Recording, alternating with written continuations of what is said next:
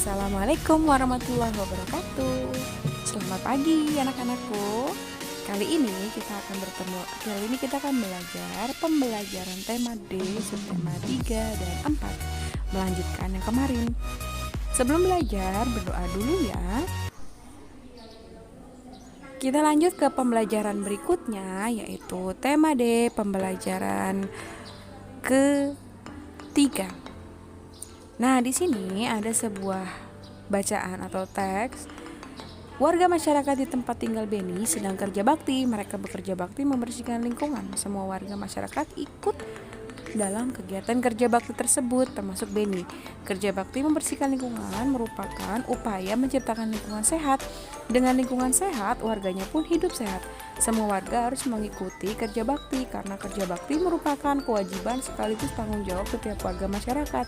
Sebagai warga masyarakat, kita juga berhak untuk hidup di lingkungan yang bersih dan sehat.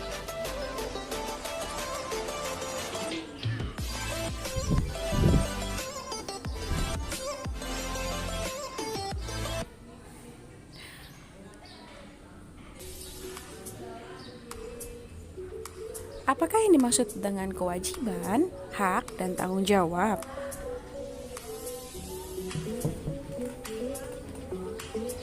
Satu persatu kita akan bahas. Kewajiban adalah sesuatu yang harus dilakukan dengan penuh rasa tanggung jawab. Contohnya seperti membersihkan lingkungan dari sampah, melestarikan lingkungan dapat dilakukan dengan melakukan reboisasi atau penanaman hutan kembali, dan menjaga kelestarian lingkungan dapat dilakukan dengan memakai kendaraan yang ramah lingkungan. Itu merupakan definisi dan contoh kewajiban. Selanjutnya ada hak. Apa sih hak? Hak merupakan sesuatu yang mutlak menjadi milik seseorang dan penggunaannya tergantung kepada orang yang bersangkutan. Contohnya seperti menikmati lingkungan segar. Kita berhak menikmati lingkungan segar. Kita juga berhak bebas dari pencemaran lingkungan, dan kita juga berhak memperoleh air sehat dan bersih yang disediakan oleh alam.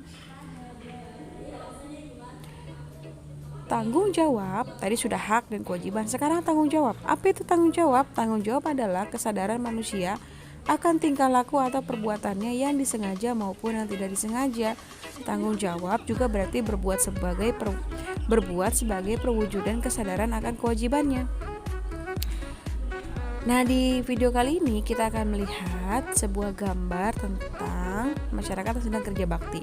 Kerja bakti yang dilakukan sekelompok warga masyarakat merupakan bentuk interaksi manusia dengan lingkungan.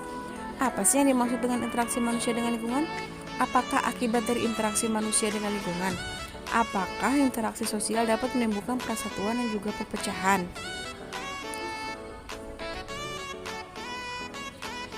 Nah, sebagai contoh, di sini ada sebuah kartun Upin dan Ipin. Nah, kira-kira kalau kita sering nonton Upin dan Ipin, mereka bersatu tidak? Ya, mereka bersatu walaupun berbeda suku, bahasa, suku bahasa, warna kulit, ras, dan sebagainya. Nah, jenis-jenis interaksi sosial, jenis-jenisnya ada misalnya mengobrol, berdiskusi, atau juga bisa bermain dengan teman-teman. Itu merupakan jenis-jenis interaksi sosial yang biasa kita temukan dalam kehidupan sehari-hari. Interaksi antar individu juga termasuk ke dalam interaksi sosial. Nah, contoh interaksi antar individu misalnya mengobrol satu dengan yang lainnya, atau misalnya dua orang sedang mengobrol, itu interaksi antar individu. Sementara interaksi individu dengan kelompok biasanya berdiskusi, contohnya berdiskusi, dan interaksi kelompok dengan kelompok. Ini juga sama, bisa contohnya itu berdiskusi. Interaksi sosial yang mengarah ke persatuan, menjaga hubungan silaturahmi. Contohnya ya, menjaga hubungan silaturahmi.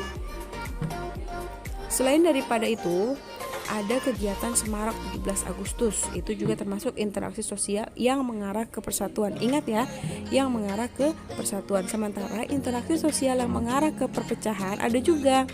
Contohnya seperti perkelahian atau tawuran. Itu juga termasuk interaksi sosial, tapi mengarah ke perpecahan. Sebaiknya dihindari. sebaiknya kita menjalankan interaksi sosial yang mengarah ke persatuan, jangan ke perpecahan ya, karena sangat berbahaya bagi diri kita sendiri maupun bagi lingkungan.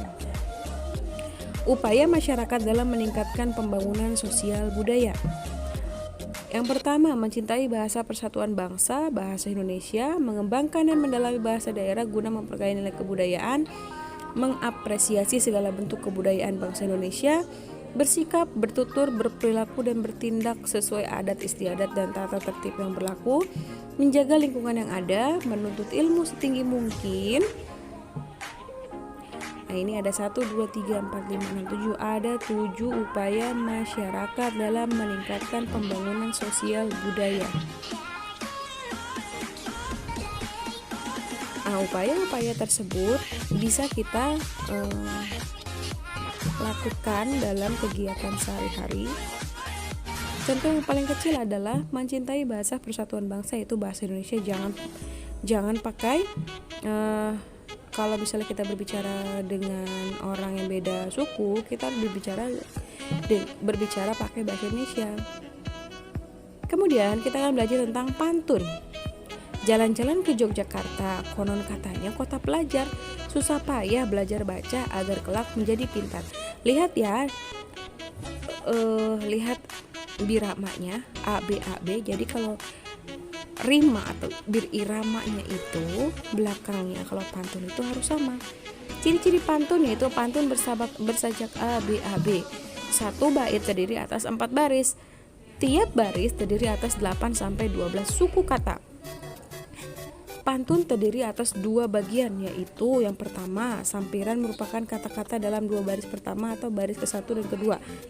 Jadi baris ke-1 dan kedua adalah sampiran, baris ketiga dan keempat adalah isi. Maksudnya gimana, Miss? Biasanya baris pertama dan kedua adalah kiasan ya, yang mencontohkan. Lalu yang baris ketiga dan keempat adalah pantun, isi dari pantun yang sesungguhnya yang akan kita utarakan. Contoh atau macam-macam dari pantun. Yang pertama ada pantun nasihat. Pantun nasihat merupakan pantun yang isinya berupa nasihat atau amanat yang akan disampaikan, biasanya berupa ajakan kebaikan atau menasihati sesuatu dan juga memahami hikmah yang ada pada isi pantun.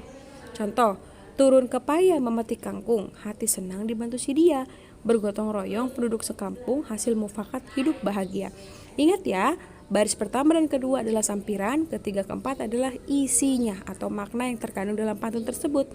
Contoh yang kedua, merah muda baju si bibi, di tangannya ada bayam seikat, masalah warga datang bertubi, berkumpullah untuk mufakat.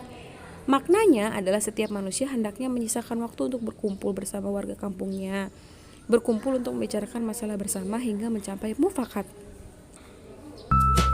Baik, terima kasih sudah menonton video pembelajaran kali ini. Seperti biasa, tugasnya sudah share di Classroom.